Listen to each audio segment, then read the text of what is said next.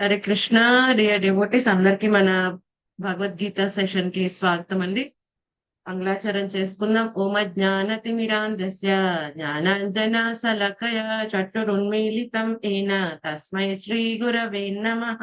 నమా ఓం విష్ణుపాదాయ కృష్ణ పృష్ఠాయ భూతలే శ్రీమతే భక్తి వేదాంత స్వామినీతి నామిని. నమస్తే సరస్వతే దేవే గౌరవాణి ప్రచారిణి నిర్విశేష శూన్యవాది పాశ్చాత్య దేశతారిణే. జయ శ్రీ కృష్ణ చైతన్య ప్రభు నిత్యానంద శ్రీ అద్వైత గదాధర శ్రీవాసాది గౌర భక్త వృంద. హరే కృష్ణ కృష్ణ కృష్ణ హరే హరే, హరే రామ రామ రామ హరే హరే. హరే కృష్ణ.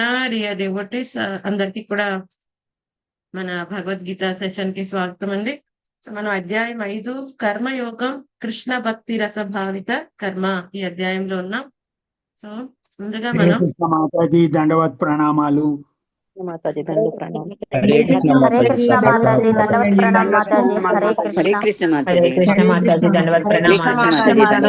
కృష్ణ మాతాజీ మాతాజీ దండవత్ ప్రణామం మాతాజీ. హరే కృష్ణ మాతాజీ దండవత్ ప్రణామాలు మాతాజీ. హరే కృష్ణ. హరే కృష్ణ మాతాజీ దండవత్ ప్రణామ్ మాతాజీ. హరే కృష్ణ మాతాజీ దండవత్ ప్రణామాలు. హరే కృష్ణ మాత దండ ప్రణామాలు. హరే కృష్ణ మాతాజీ దండవత్ ప్రణామం. హరే కృష్ణ. డియర్ డివోటీస్ అందరికి స్వాగతం అండి, అందరికి ప్రణామాలు. సో మన భగవద్గీత 5వ అధ్యాయం కర్మయోగం కృష్ణ భక్తి రస భావిత కర్మ ఈ అధ్యాయంలో ఉన్నాం. మనం ఇప్పటివరకు 7 శ్లోకాలు చర్చించుకున్నాం. ఈ రోజు 8, 9 శ్లోకాలు చర్చించుకోబోతున్నాం. నైవ కించిత్ కరోమీతి యుక్తో మన్యేత తత్వవేత్ పశ్యన్ శృణ్వన్ సృజన్ జిజ్ఞన్ నసన్ అగచ్చన్ స్వపన్ స్వసన్ ప్రలపన్ విసృజన్ గృహ్ణాన్ నిషన్ నిమిషన్నపి ఇంద్రియాణీంద్రియార్థేషు వర్తంత ఇతి ధారయన్. లక్ష్మీదేవి మాతాజీ చదవండి. హరే కృష్ణ మాతాజీ దండవత్ ప్రణామాలండి.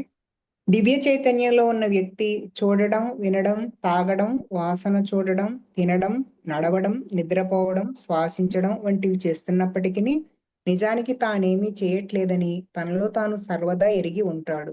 ఎందుకంటే మాట్లాడుతున్నప్పుడు, విసర్జిస్తున్నప్పుడు, తీసుకుంటున్నప్పుడు లేదా కళ్ళు తెరిచినప్పుడు, మూసుకున్నప్పుడు ఇంద్రియాలు తమకు సంబంధించిన విషయాలలో నెలకొని ఉన్నాయని, తాను వాటికి దూరంగా ఉన్నానని అతడు సర్వదా ఎరిగి ఉంటాడు. హరే కృష్ణ. Thank you Mataji.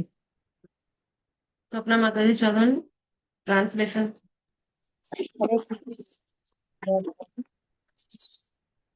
దివ్య చైతన్యంలో ఉన్న వ్యక్తి చూడడం, వినడం, తాకడం, వాసన చూడడం, తినడం, నడవడం, నిద్రపోవడం, శ్వాసించడం వంటివి చేస్తున్నప్పటికీ నిజానికి తానేమీ చేయట్లేదని తనలో తాను సర్వదా ఎరిగి ఉంటాడు.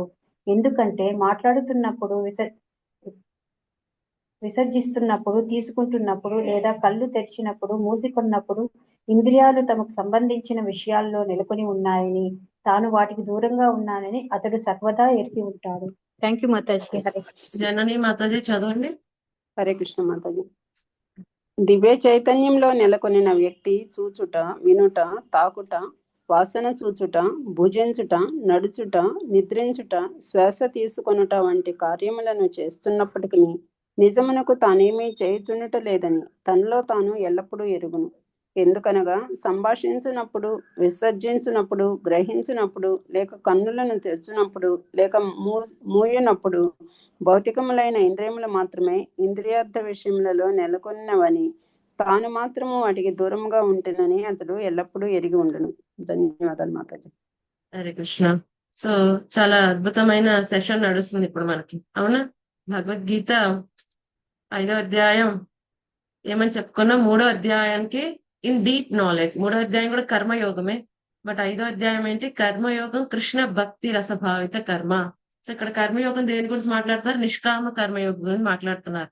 సో యోగము అంటే భగవంతునితో అనుసంధానమై ఉండటం. సో అది త్రూ కర్మల ద్వారా అయితే కర్మయోగం. ఇందులో 2 రకములు ఉంటాయి, సకామ, నిష్కామ. సకామ అంటే మనం భగవంతుని ప్రీతితో చేసినప్పటికీ కూడా ఫలితం ఆశిస్తూ ఉంటాం. నిష్కామ కర్మయోగం. సో మనం కర్మలు ఆచరిస్తూ ఉంటాము, కానీ ఫలముల పట్ల ఎటువంటి ఆసక్తి లేదు, భగవంతుని ప్రీత్యర్థం చేస్తాం. సో అటువంటి విధంగా ఉన్నప్పుడు ఎటువంటి విధంగా కర్మ బంధనాల్లో పెట్టబడం. సో ఆ విధంగా ఏ విధంగా ఒక వ్యక్తి యుక్త, నిన్నటి శ్లోకంలో కూడా చక్కగా చెప్పారు. ఏమన్నారు? యోగయుక్తో, ఎవరైతే గనక భక్తి సేవలో నియుక్తుడైన వాడు ఏ విధంగా నిష్కామ కర్మయోగాన్ని ఆచరిస్తాడు అంటే, నిష్కామ కర్మయోగానికి భక్తి యోగానికి చిన్న మాత్రమే డిఫరెన్స్. నిష్కామ కర్మయోగంలో ఏం చేస్తారు? చేసే కర్మల పట్ల ఏమైనా కొంచెం ఆసక్తి ఉంటుందేమో కానీ కర్మ ఫలితముల పట్ల ఎటువంటి ఆసక్తి లేదు. సో భక్తి యోగం ఏం చేస్తాడు? చేసే కర్మల పట్ల గాని ఫలముల పట్ల గాని ఆసక్తి ఉండదు. రెండు కూడా భగవంతుని ప్రీత్యర్థమే చేస్తారు.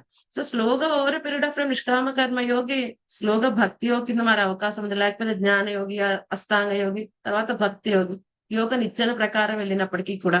సో ఇక్కడ పర్టికులర్ గా ఏ విధంగా కర్మలు ఆచరించాలి, చేసే కర్మలు అంటే మనం మానట్లేదు, కర్మలు చేస్తూనే ఉంటారు, కానీ వాటిని ఏ విధంగా చేస్తే కర్మబంధనాల్లో పెట్టబడకుండా ఉంటారు. సో దాని గురించి అద్భుతంగా స్వామి వివరిస్తున్నాడు.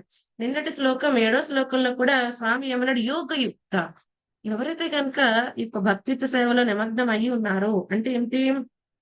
కర్మలు ఆచరించడం మానేయట్లేదు, వాళ్ళు చేస్తున్నారు, కానీ భగవంతుని ప్రీత్యర్థం చేస్తున్నారు. వాళ్ళ ఇంద్రియ భోగానికి కోసం కాకుండా కేవలం భగవంతుని ప్రీత్యర్థం చేస్తున్నారు. అంటే వాళ్ళు మిగతా కార్యక్రమాలన్నీ చేస్తారు, మిగతా వాళ్ళు ఎలా చేస్తున్నారు అలాగే చేస్తారు. వీళ్ళు భక్తులు అయ్యారు కదా, తింటం మానేశారు, లేకపోతే ఎటువంటి యాక్టివిటీస్ లేకుండా జడంగా ఉన్నారు అని కాదు. వాళ్ళన్ని యాక్టివిటీస్ చేస్తూనే ఉంటారు. చేస్తున్నప్పటికీ కూడా దేని చేత అంటబడకుండా ఉంటారు. ఇది చాలా అద్భుతమైన విషయం. కర్మ చేసినప్పటికీ కూడా చేయని వాళ్ళు అవుతారు. అటువంటి వ్యక్తి గురించి నిన్నటి శ్లోకంలో స్వామి చక్కగా వివరించారు. ఏమని చెప్పారు ఆయన? 7 నుంచి 12 శ్లోకాల్లో నిష్కామ కర్మయోగం ఏ విధంగా ఆచరిస్తూ ఉండాలి, ఆచరిస్తూ ఉండే వచ్చే ఫలితములు ఏమిటి, ఆ వ్యక్తి ఎలా ఉంటాడు, తన యొక్క లక్షణములు ఏంటి, వాటి గురించి వివరిస్తున్నారు. సో ఆల్రెడీ నిన్న 7వ శ్లోకంలో మనం చర్చించుకున్నాం. అటువంటి వాడు ఎలా ఉంటాడు? విశుద్ధాత్మ, పరిశుద్ధమైన హృదయం కలిగి ఉంటాడు. విజితాత్మ, ఆత్మ నిగ్రహం కలిగి ఉంటాడు. జితేంద్రియ, ఇంద్రియాలను జయించి ఉంటాడు. సర్వభూతాత్మ భూతాత్మ, అందరి ప్రాణులు యందు దయ కలిగి ఉంటాడు. సో అటువంటి వాడు 4 క్వాలిటీస్ చెప్పారు. ఏమన్నారు? విసిద్ధాత్మ, విజితాత్మ, జితేంద్రియ, సర్వభూతాత్మ భూతాత్మ. ఎవరైతే 4 క్వాలిటీస్ ఉన్నాయి, యోగయుక్త స్థితిలో ఉన్నారో అటువంటి వాళ్ళు ఏమిటి? కుర్వన్నపిన లిప్యతే, కర్మ చేస్తున్నప్పటికీ కూడా కర్మ బంధనాల్లో పెట్టబడకుండా ఉంటాడు. చాలా అద్భుతమైన విషయం, అవునా? మరి అటువంటి వ్యక్తి యొక్క ఇంద్రియ నిగ్రహం ఎలా ఉంటుంది? అది పర్టికులర్ ఇక్కడ 7వ శ్లోకంలో ఏమి చెప్పాడు స్వామి? జితేంద్రియ, వాడు ఇంద్రియాలను జయించిన వాడే ఉంటాడు. సో ఏ విధంగా ఇంద్రియాలను జయిస్తాడు? సో దాని గురించి ఆ జితేంద్రియ వర్ణన గురించి 8, 9 శ్లోకాల్లో స్వామి మనకు చెప్తున్నారు. అంటే వాడు ఇంద్రియాలు ఉపయోగిస్తాడు, కానీ ఏ విధంగా వాడి ఆలోచన పద్ధతి వాడు చూడగలుగుతూ ఉంటాడు, యథార్థమైన దృష్టి కలిగి ఉంటాడు అన్న విషయాన్ని ఇక్కడ మనకి చెప్తున్నారు. ఏం చేస్తాడంటే నైవకించిత్ కరోమితి. సో ఎవరైతే గనుక కర్మలు చేస్తున్నప్పటికీ కూడా ఇది చేయనట్లుగా భావిస్తాడు. ఎందుకని? ఏమంటారు? అటువంటి వాడు యుక్త, దివ్యమైన చైతన్యంలో ఉన్నవాడు. రెండవది ఏమంటే తత్వవిత్, తత్వాన్ని తెలిసిన వాడు. ఏమిటి ఇక్కడ ఏ తత్వం గురించి మాట్లాడుతున్నారు? ఈ యొక్క జీవాత్మ తన యొక్క స్థితి గురించి, అలాగే భగవంతుడి యొక్క స్థితి గురించి పూర్తిగా తెలిసి ఉన్నవాడై ఉండాలి కదండి. అందుకని తద్విధి ప్రణిపాతేన పరికృష్ణేన సేవయ ఉపదేశించితే జాన తత్వదర్శిన, తత్వత ఎవరైతే అర్థం చేసుకున్నారో అటువంటి గురువుని ఆశ్రయించి ఈ దివ్య జ్ఞానం తెలుసుకోవాలి అర్జున అని చెప్పి ఆల్రెడీ మనకు 4వ అధ్యాయాన్ని స్వామి చెప్పారు. సో ఎవరైతే తత్వత తెలిసిన వాళ్ళు మనం శరణాగతి పొందితే వాళ్ళు ఆల్రెడీ రియలైజ్, అనుభవపూర్వకంగా తెలిసిన జ్ఞానాన్ని మనకు అందిస్తారు. కేవలం పుస్తకం చదివితే నేను అన్ని చదివేశానండి, ఆ కమెంటరీ చదివేశాను, ఈ కమెంటరీ లేదు. తత్వత తెలిసిన ఆధ్యాత్మిక ఆచారాన్ని శరణాగతి పొంది ఆయన కరుణ ద్వారానే అర్థమవుతాయి. లేకపోతే ఎలా ఉంటుందంటే ఎదుర్కొంటానే ఉన్న మన కళ్ళకి ఏదైనా గంతలు కట్టేశారనుకోండి, ఏమైనా కనిపిస్తుందా? ఏమీ కనిపించదు. సో అదే జ్ఞానం వాళ్ళకి మనం ఎదుర్కొంటే ఉండొచ్చు, కానీ అందులో ఉన్న అంతరార్థం ఏంటి అది గ్రహించడం చాలా కష్టం అయిపోతుంది. అది కేవలం ఆచార్య కరుణ కారణంగానే దానికి ఉన్న ఏదైతే తాళం ఓపెన్ అవుతుందో మనకు అందులో ఉన్న జ్ఞానం అర్థమవుతుంది. సో అటువంటి తత్వత గురువుని ఆశ్రయించి తెలుసుకున్నవాడు అర్థం చేసుకోగలుగుతాడు. ఏం అర్థం చేసుకుంటాడు? ఎదుర్కొంటే ఎన్ని యాక్టివిటీస్ చూస్తున్నాడు, ఇక దేహం అనేకమైన యాక్టివిటీస్ చేస్తుంది. అందులో ఇక్కడ 12 రకములైన శరీర ధర్మముల గురించి కృష్ణుడు మాట్లాడుతున్నాడు. ఏమిటంటే ఒకటి ఫస్ట్ ఏంటి, పశ్యన్ చూస్తూ ఉంటాడు వాడు, శృణ్వన్ వింటాడు. సో ఇక్కడ దీంట్లోకి వెళ్లే ముందు మనకి ఇక్కడ స్వామి ఏం చెప్తున్నాడు, సో ప్రతి ఒక్క జీవాత్మ కూడా తనకున్న జ్ఞానేంద్రియములు కర్మేంద్రియముల ద్వారా అనేకమైన యాక్టివిటీస్ లో ఇన్వాల్వ్ అయి ఉంటాడు. జ్ఞానేంద్రియముల ద్వారా ఏం చేస్తాడు, ఇన్ఫర్మేషన్ గ్యాదర్ చేస్తూ ఉంటాడు. కర్మేంద్రియముల ద్వారా ఏం చేస్తాడు, కొన్ని కొన్ని యాక్టివిటీస్ చేస్తూ ఉంటాడు. సో జ్ఞానేంద్రియములు ఏమిటి మనకి చెప్పండి? కళ్ళు, ముక్కు, చెవి, నాలుక, సో కళ్ళు ఏం చేస్తాయి, ఏదో ఒక దృశ్యాన్ని చూస్తే ఓ అది అక్కడ అలా ఉంది, ఆ రంగులో ఉంది, ఇలా ఉంది, అందంగా ఉంది, ఆకర్షణీయంగా ఉంది, ఓ వికారంగా ఉంది, దీన్ని పొందకూడదు, ఓ ఇది అందంగా ఉంది, ఆకర్షణీయంగా ఉంది, దీన్ని పొందాలి కదండి. ఎప్పుడో ఏదో చూస్తాం, ఏదో ప్రదేశం ఎవరో ఫోటో పంపిస్తారు, చూస్తాం అక్కడికి వెళ్ళాలని. సో కళ్ళు ఏం చేస్తున్నాయి, ఇన్ఫర్మేషన్ కలెక్ట్ చేసుకుని వస్తున్నాయి. సో తర్వాత ముక్కు ఏం చేస్తుంది, వాసన. సో వాసన ద్వారా ఓ ఇది చాలా దుర్గంధం వస్తుంది, లేదా ఇది చాలా సుగంధం వస్తుంది, ఓ ఇటువంటి ప్రదేశానికి వెళ్ళాలి, ఇటువంటి ప్రదేశానికి తరచుగా రావాలి. సో ఇన్ఫర్మేషన్ అంతా కలెక్ట్ చేస్తాం. నాలుక ఏం చేస్తుంది, ఓ చాలా టేస్టీగా ఉంది ఈ ఫుడ్, మనం ట్రై చేస్తే బాగున్నాం కదండి. సో వెళ్ళింది ఒక విషయం కోసం ఎక్కడికో, కానీ వాళ్ళు ఏదో పెడతారు వచ్చారు కదా అని. సో మళ్ళీ వీడికి ఏమవుతుంది, కొత్త కోరిక స్టార్ట్ అవుతుంది, ఓ ఇది చాలా బాగుంది, మనం కూడా ట్రై చేస్తే బాగున్నాం. సో నాలుక ఏమవుతుంది, రకరకమైన పదార్థం తినాలి, దానికోసం ఇన్ఫర్మేషన్ గ్యాదర్ చేస్తుంది కదండి. సో చెవులు ఏం చేస్తాయి, వినటం. సో వింటాయి, ఏదో పాప్ మ్యూజిక్ మన అసలు ఎప్పుడు వినం, రోడ్ మీద అలా వెళ్తున్నప్పుడు ఏదో ఎవరో ప్లే చేస్తూ ఉంటారు, పొరపాటున అది మనకి తగిలిసింది అనుకోండి, ఏం చేస్తారు తర్వాత, ఇంటికి వచ్చిన తర్వాత అది పెట్టుకొని వింటాం మాతాజీ. పాడుతుంటాం. ఒక్కోసారి మనకు అర్థం కాదు అసలు. కొంతమంది ఎవరో గట్టిగా అదే పదే 10 సార్లు పాడి ఉంటాయి, మనం వాళ్ళతో ఉన్నాం అనుకోండి, మనకు కూడా అన్య మనస్కంగానే చేస్తూ ఉంటాం. తర్వాత కొంతసేపటికి అర్థం అవుతుంది, కొంచెం మన స్పృహలోకి వచ్చిన తర్వాత ఎవరంటిచ్చారు నాకు ఈ విషయం అని అనిపిస్తుంది కదండి. సో అది భక్తి అయినా, భగవంతుడి నామం అయినా, లేకపోతే చెత్త సినిమా పాటలైనా, ఏదైనా సరే చూడండి, ఎవరైనా బాగా ఎప్పుడు సినిమా పాటలు పాడుకున్న వాళ్ళ మధ్యలో మీరు కూర్చున్నారనుకున్న పోగొని తర్వాత మనకు కూడా ఎంతో కొంత అంటుకుంటుంది అది, అవునా. సో తర్వాత అనిపిస్తుంది అసలు నాకు ఎందుకు ఎప్పుడో మానేశాను కదా ఈ సినిమా పాటలు పాడటం, మళ్ళీ ఎందుకు అంటుకుంది, ఎవరు అంటించారు అని అనిపిస్తుంది. అదే విన్నాం, ఏం చేస్తుంది, ఇన్ఫర్మేషన్ కలెక్ట్ చేసింది, ఆల్రెడీ మన పాత జ్ఞాపకములు అది ఉంటే అవి మళ్ళీ పైకి లెగిస్తుంది, అవును. ఇంకోటి ఏమిటి, ఇంకో ఇంద్రియం ఏమిటి, స్పర్శ.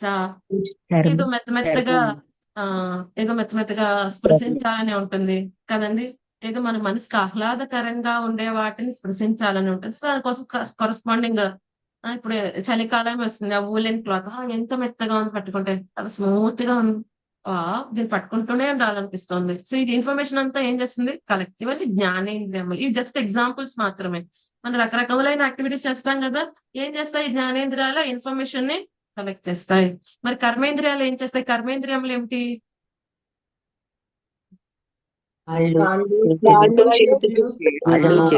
ఏదైతే ఇన్ఫర్మేషన్ కలెక్ట్ చేసామో మైండ్ దగ్గర తీసుకుని వెళ్తాయి, మళ్ళీ ఇంటెలిజెన్స్ బుద్ధి కూడా యాక్సెప్ట్ చేస్తే వాటిని ఏం చేస్తాము, ఆచరణాత్మకంగా పెడతాం.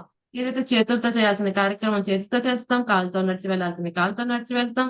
సో ఇంకా ఏం చేస్తాం, వాక్, ఏదో వింటాం, ఏది విన్నామో మాట్లాడాలి అనుకుంటాం కదండి, అదేం చేస్తాం, మాట్లాడుతూ ఉంటాం. అలాగే ఏమవుతుంది, ఆహారం తింటాం, మళ్ళీ జననేంద్రియములు, తర్వాత ఏమిటి ఈ యొక్క వేస్ట్ ఏదైతే విసర్జన చేసే విషయం. సో ఈ విధంగా ఈ యొక్క జ్ఞానేంద్రియములు కర్మేంద్రియములు ఏం చేస్తున్నాయి, అనేకమైన కార్యక్రమాల్లో నిమగ్నమై ఉంటున్నాయి. సో ఇప్పుడు వాటి గురించి ఇక్కడ మాట్లాడుతున్నారు. ఇప్పుడు మనం చెప్పుకున్నాం కదా జ్ఞానేంద్రియాలు కర్మేంద్రియాల గురించి, ఇప్పుడు వీటిని మాట్లాడుకుంటే మనకు బాగా అర్థం. పశ్యన్ చూచుట, శృణ్వన్ వినటం, స్పృశన్ తాకటం, జిఘ్నన్ వాసన చూడటం కదండి.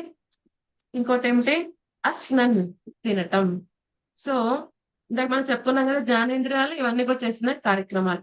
తర్వాత ఏంటి, గచ్చన్ నడవటం, అలాగేంటి స్వపన్ నిద్రించటం, శ్వసన్ ఊపిరి పీల్చటం. సో ఇది కేవలం ఊపిరి పీల్చడం అంటే ఈ యొక్క ప్రాణవాయువులు అనేకంగా ఉంటాయి, అవునా. సరే మనం చెప్పుకున్నాం ఒకసారి, చాలా సార్లు చెప్పుకున్నాం, 5 రకములైన ప్రైమరీ వాయువులు ఉంటాయి, ఆ తర్వాత సెకండరీ వాయువులు కూడా ఉంటాయి. మొత్తం యొక్క దేహం నడిపించడానికి 5 ప్రాణవాయువులు, 5 ఉప ప్రాణవాయువులు కూడా పనిచేస్తూ ఉంటాయి. 5 ప్రాణవాయువులు ఏమిటి? ఒకటి ప్రాణవాయువు ఏం చేస్తుంది? బ్రీత్ ఇన్ చేస్తూ ఉంటాం. దాని డైరెక్షన్ ఎలా ఉంటుంది? ఎయిర్ మూవ్మెంట్ డైరెక్షన్ ఎలా ఉంటుంది? ఆ? పై దిశలో ఉంటుంది మాత. పైకి ఉంటుంది. ఊర్ధ్వంగా ఆ? ఉంటుంది. ఇంకొకటి ఏమిటి? రెండవది అపాన వాయువు. అపాన వాయువు ఏం చేస్తుంది? అధోముఖంగా వెళ్తుంది ఆ వాయువు. అధోముఖంగా వదిలేస్తుంది. కిందగా ఉమ్. ఉంటుంది మాత. అధోముఖంగా అవుట్ వెళ్తుంది. బయటికి వదిలేది. అది బయటికి వదిలేది ఎలా ఉంటుంది? కిందకి డైరెక్షన్ లో ఉంటుంది. మనం ఏదైతే విసర్జన చెత్త బాడీ ఏదైతే ఎక్స్ట్రాక్ట్ చేస్తుంది వేస్ట్ అని చెప్పి అవి కూడా బయటికి పంపించినప్పుడు అదేమవుతుంది? అపాన వాయువు కిందకి వెళ్తుంది.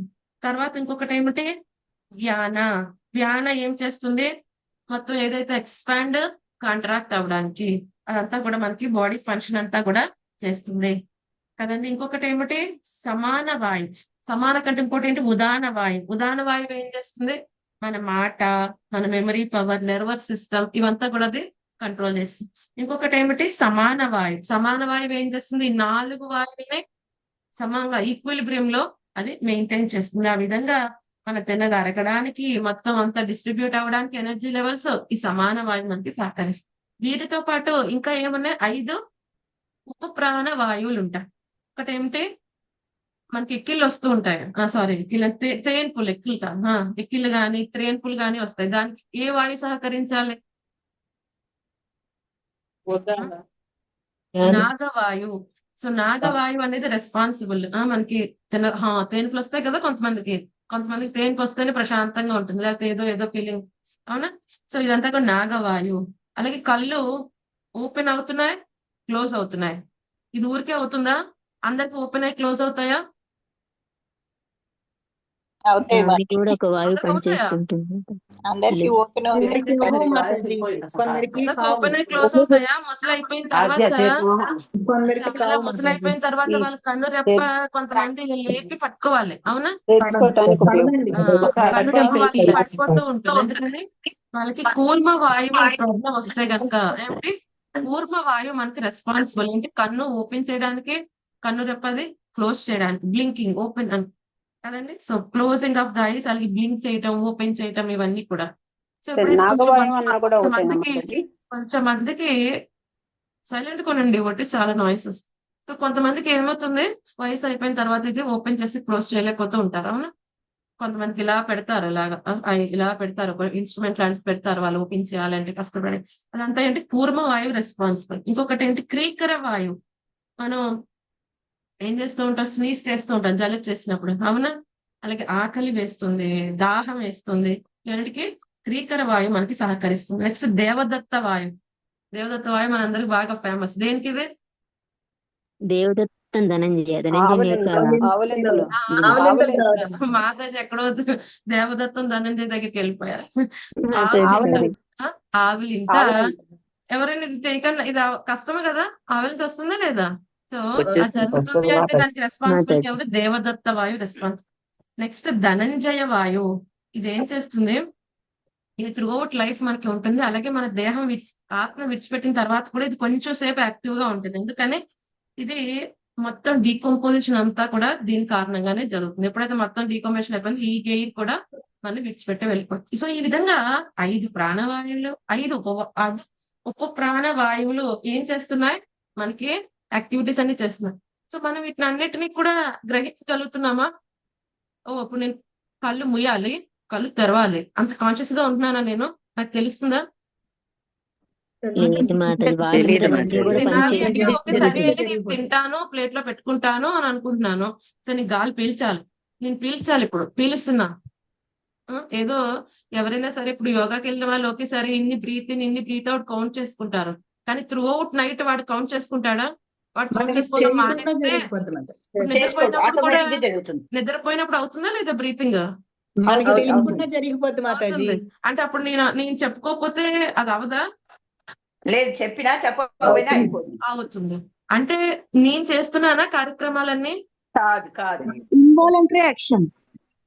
ఇప్పుడు నేనే చేస్తున్నాను ప్రతిదీ కూడా. అంటే నేనే ఇనిషియేట్ చేసి చేస్తున్నాను. నేను స్టార్ట్ చేయకపోతే ఈ పని అవ్వదండి. నేను స్టార్ట్ చేశాను కాబట్టి ఈ వస్తువు ఇక్కడి నుంచి ఇక్కడికి వెళ్ళిందండి అని అంటే అమాయకత్వం. నువ్వు చేయకుండానే చాలా జరిగిపోతున్నాయి నీ దేహంలోనే. ఇది స్వామి మనకి తెలియచేస్తున్నాడు. ఓ నేను పీల్చాలి ఇప్పుడు గాలి, ఓకే అని ప్రతిసారి ప్రతి క్షణం నేను ఆలోచిస్తున్నానా? లేదు, అది ఆటోమేటిక్ గా జరుగుతుంది. ఎవరు చేస్తున్నారు ఇదంతా? దాని గురించి మనం మాట్లాడుకుందాం ఇవాళ.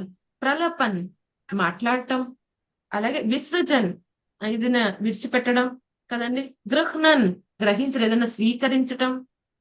ఉన్మిషన్ తెరవటం కళ్ళు, ఉన్మిషన్ మోయటం.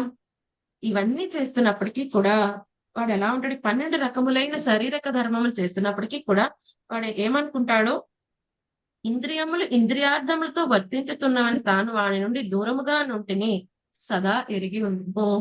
సో ఇవన్నీ జరుగుతున్నాయి, తన దేహంలోనే జరుగుతున్నాయి అని తెలుసుకుని, ఓ ఎవరు చేస్తున్నారైతే? ఓ నేను కాకుండా ఎవరు ఉన్నారు ఇంకా కర్త? ప్రతిదీ నేనే చేస్తున్నా అనుకుంటున్నాను, ఎవరా కర్త? అప్పుడు అర్థం చేసుకునే ప్రయత్నం చేస్తారు. అప్పుడు అటువంటి వాడికి అర్థం అవుతుంది, ముగ్గురు కర్తలున్నారు: జీవాత్మ, పరమాత్మ, ప్రకృతి. సో జీవాత్మ కేవలం కోరుకోగలడు, పరమాత్మ శాంక్షన్ చేస్తాడు, ప్రకృతి ఫెసిలిటేట్ చేస్తుంది. సో మనకున్న పంచభూతాత్మకమైన దేహమైన, అలాగే సూక్ష్మ దేహం, మనసు, బుద్ధి, అహంకారమైన, ఇవంతా కూడా ప్రకృతి యొక్క ప్రొడక్ట్. ప్రకృతి మనకి ఈ తాత్కాలికంగా కొంత సమయానికి దేహం, ఈ ప్రొడక్ట్స్ అన్ని కూడా మనకి ఇచ్చింది అంతవరకే. మన దీనికి యజమాని కాదు. అంటే ప్రకృతి వీటి ద్వారా తన కార్యక్రమాలు చేస్తుంది. సో ఇప్పుడు అయితే మూడో కర్త ఎవరు? ప్రకృతి. సో భగవంతుని యొక్క శాంక్షన్ ప్రకారం ప్రకృతి ఫెసిలిటేట్ చేస్తుంది. సో నేను ఏదో కోరుకున్నాను, ఏదో చూడాలి అని, కానీ భగవంతుడు శాంక్షన్ చేయకపోతే ప్రకృతి నాకు ఆ ఫెసిలిటేట్ ఇవ్వదు కదండి. ఆ ఫెసిలిటీ నాకు ఇవ్వదు. నేను చూడాలి అనుకుంటాను. ఇప్పుడు ముసలి వాళ్ళు ఎవరైనా నాకు తిన్నది అరగకుండా ఉండాలని కోరుకుంటారా? కోరుకోరు. మేము మాట్లాడకుండా ఉండాలి అని అనుకుంటారా? అనుకోరు. కానీ వాళ్ళు మాట్లాడలేరు, ఎందుకని ఇక్కడ వాయువు చల్లారిపోతుంది. వాళ్ళు మాట్లాడుతున్నా పెదాలు కదులుతాయి, వినిపించదు. అలాగని వాళ్ళు మాట్లాడకూడదు అనుకోవట్లేదు. వాళ్ళు మాట్లాడకూడదు అనుకోకపోయినా ఎందుకు మాట వినిపించట్లేదు అంటే ఎవరో నియంత్రిస్తున్నారు. సో స్వామి మనకి 12 ధర్మముల ప్రకారం ఎందుకు చెప్తున్నాడంటే ఎవరికైనా అర్థమవుతుంది. ఇవన్నీ కూడా ప్రతి ఒక్కరు చేసే యాక్టివిటీసే కదా. అయినప్పటికీ కూడా కొన్ని మనం చేయాలనుకున్నా చేయలేం, అనుకోకుండానే కొన్ని జరుగుతున్నాయి. అంటే ఏమిటి దీని అర్థం? ఎవరో నియంత్రిస్తున్నారు, ఎవరో చేస్తున్నారు. ఎవరా చేస్తున్నారు? భౌతిక ప్రకృతికి ఏజెంట్స్ ద్వారా చేయబడుతుంది. మరి ఎవరండి సాక్షిగా ఉంటున్నారు? ఇవన్నీ జీవాత్మ సాక్షిభూతుడిగా ఉంటున్నాడు. అయినప్పటికీ కూడా జీవాత్మ రెస్పాన్సిబుల్. ఎందుకని? జీవాత్మ కోరుకున్నాడు కాబట్టి. జీవాత్మ కోరుకున్నాడు కాబట్టి. సో ఇప్పుడు కారు డ్రైవ్ అవుతుంది, లోపల డ్రైవర్ డ్రైవ్ చేస్తున్నాడు. కార్ లెఫ్టో రైటో ముందుకో వెనక్కో వెళ్తుంది. ఓ కార్ కదండి యాక్సిడెంట్ చేసేసింది, నేను డ్రైవర్ని, నేను టచ్ కూడా చేయలేదు మిమ్మల్ని, కుదురుదా? ఏమండి? ఎవరు తీసుకెళ్లి జైల్లో వేస్తారు? డ్రైవర్నే వేస్తారు. ఓ కారుని తీసుకెళ్లి కారుకి తాళం వేసి లోపల పెట్టరు. అలాగే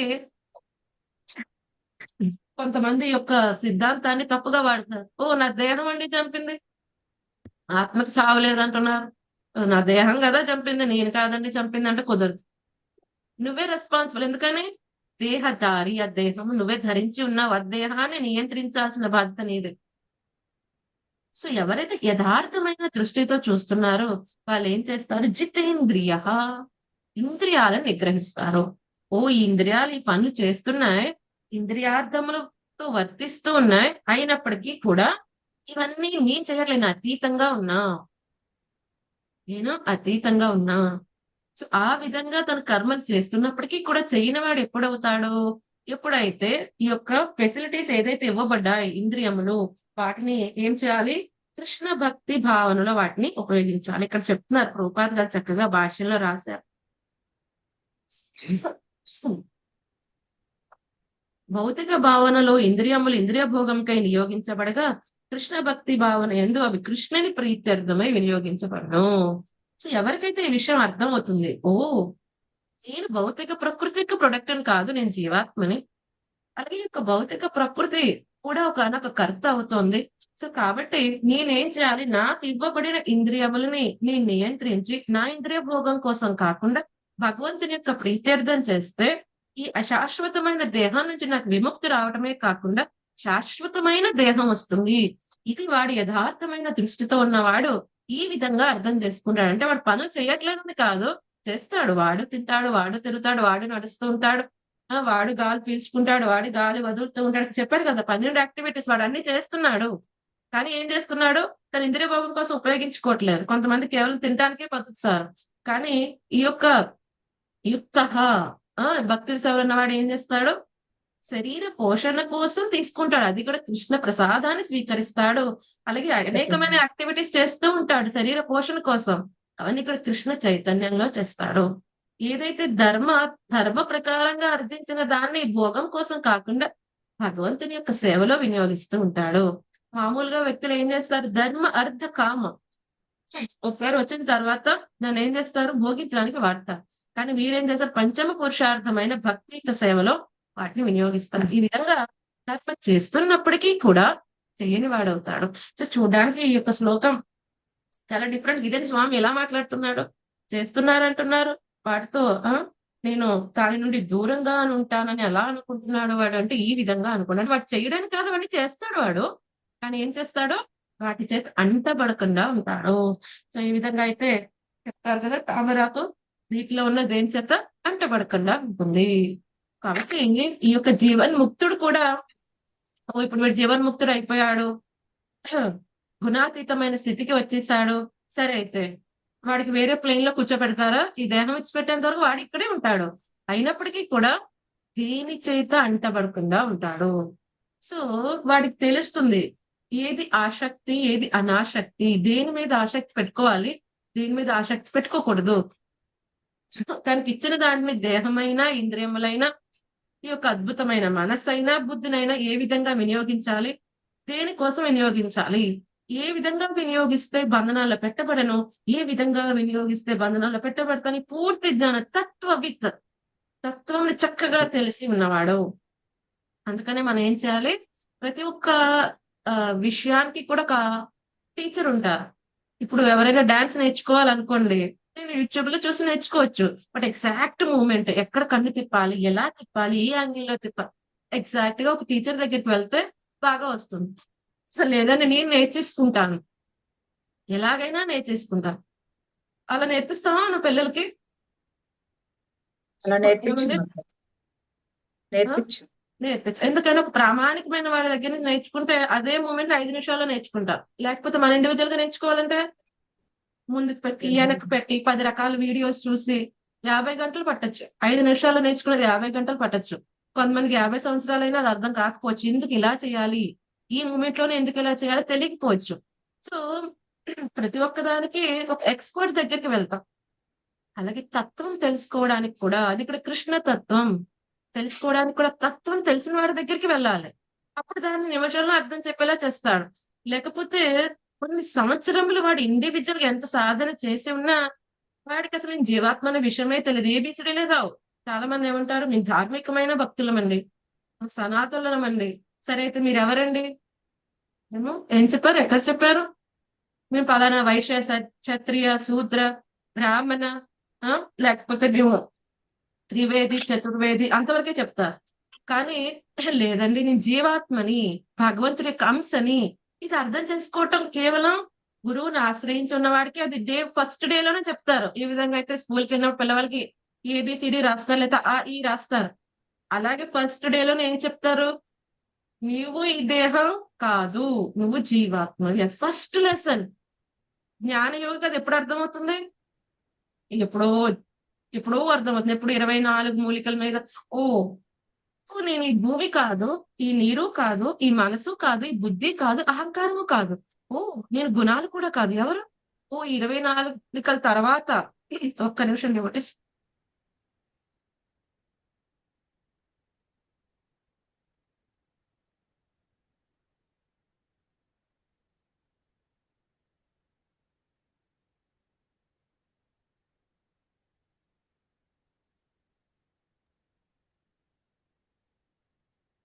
సో 24 మూలకంటే అతీతమైన జీవాత్మని వాడు ఎంతో సాధన తర్వాత సాంఖ్యయోగి లేదా జ్ఞానయోగి అర్థం చేసుకుంటాడు. అందుకనే నేతి ఇది వద్దు, అది వద్దు, ఇది వద్దు, నాకు ఏది వద్దు, అమ్మో ఇది అటాచ్మెంట్. మామిడికాయ చాలా డేంజర్ అండి, ఆసక్తి. మామిడికాయ ఆసక్తి కుంటే మళ్ళీ మళ్ళీ కోరికలు వస్తాయి, కోరికలు నియంత్రించుకోవడం చాలా కష్టం. మళ్ళీ ఇంకో దేహం రావచ్చు. లేదు లేదు లేదు. కానీ భక్తులైన వాడికి ఏమైనా టెన్షన్ ఉంటుందా? మామిడికాయల సీజన్ వస్తే భగవంతుడికి ఉండదు. ఫుల్ గా ఆల్టర్ అంతా మామిడికాయలతో అలంకరించేస్తారు.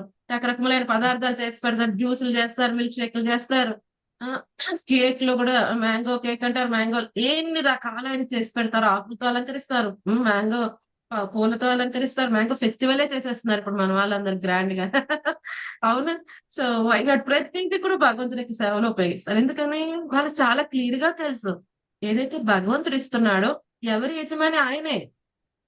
ఇప్పుడు ఒక కోటేశ్వరుడి ఇంట్లో పనసకాయలు చెట్టు ఉందనుకోండి, 10 పనసకాయలు కాస్తే ఎవరు తినాలి? ఎవరు ఓనరు? ఓకే, రోజు నీళ్లు పోస్తున్నాను కదా, అయితే ఈ పనసకాయ నాదే అనుకుంటే రోజు నీళ్లు పోసినా ఎవరమ్మా ఓనర్? చెట్టుకి ఓనర్ దగ్గర తీసుకున్న వాళ్ళు ఎన్ని కాయలు అయితే అన్ని కాయలు ఇవ్వాలి. ఆయన ఏదైనా నీకు అందులోంచి ఒక కాయ తీసిస్తే నువ్వు తినాలి.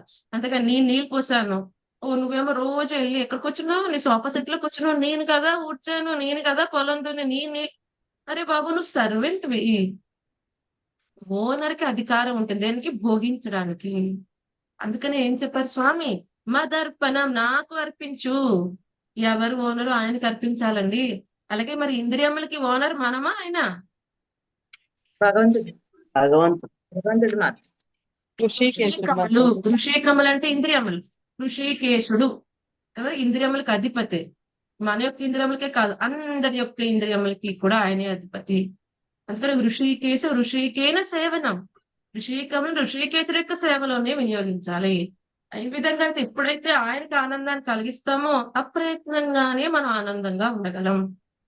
అప్రయత్నంగానే మనం ఆనందంగా ఉండగలం కదండి. సో ఇక్కడ ఈ విషయం వాడు అర్థం చేసుకుంటాడు. 3 విషయాలు అర్థం చేసుకుంటాడు ఇక్కడ. ఎవరు? నిష్కామ కర్మయోగి. ఒకటి, నేనొక్కనే కర్తని కాదు, ఇంకో 2 కర్తలు ఉన్నారు. నేను కోరుకుంటున్నాను, భగవంతుడు శాంక్షన్ చేస్తున్నాడు, ప్రకృతి ఫెసిలిటేట్ చేస్తుంది. మళ్ళీ ఇంకోటి ఏమని అర్థం చేసుకుంటాడు ఆయన? రెండవది ఏమిటి? తన మిథ్యాహంకారాన్ని భావాన్ని విడిచిపెట్టి ఇంద్రియములను ఎక్కడ వినియోగించాలి అన్న విషయాన్ని తను చక్కగా ఉపయోగిస్తాడు. ఇంకొకటి ఏమిటి? నేనే చేస్తున్నా, మొత్తం నా వల్లే అవుతుంది అన్న కర్తృత్వ భావం నుంచి తను బయటపడతాడు.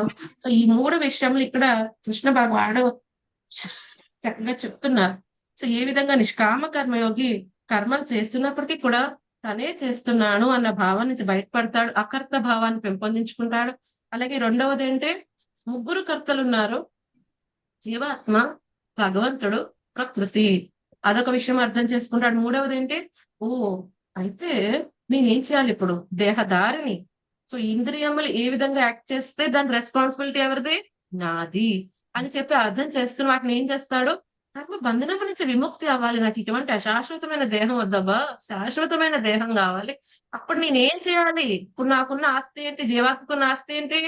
ఈ దేహమే. అవునా కదా?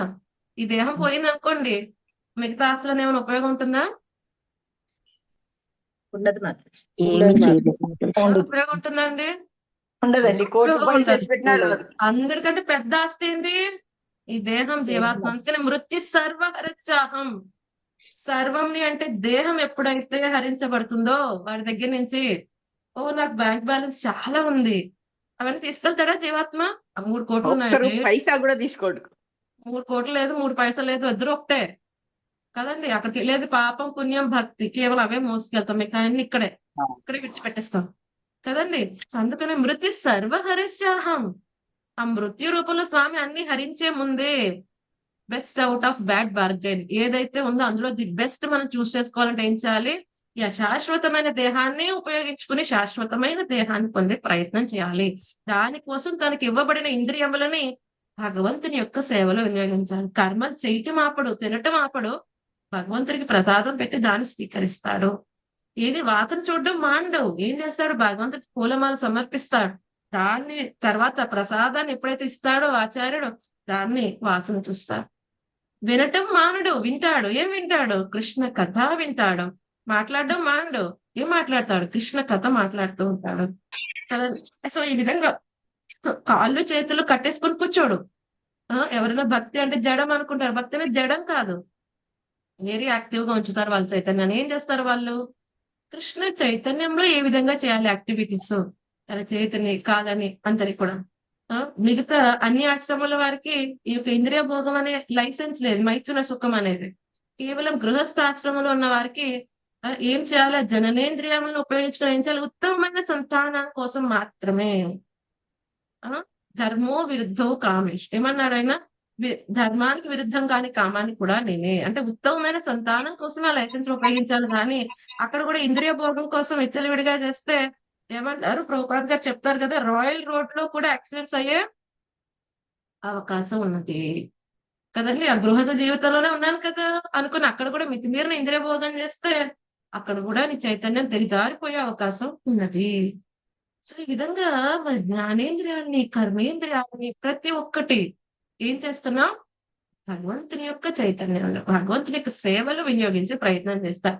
సో మిగతా వాళ్ళందరూ ఏం చేస్తారు, ఈ 12 శారీరక ధర్మాలు వాళ్ళ ఇంద్రియ భోగం కోసం చూస్తారు, అవునా.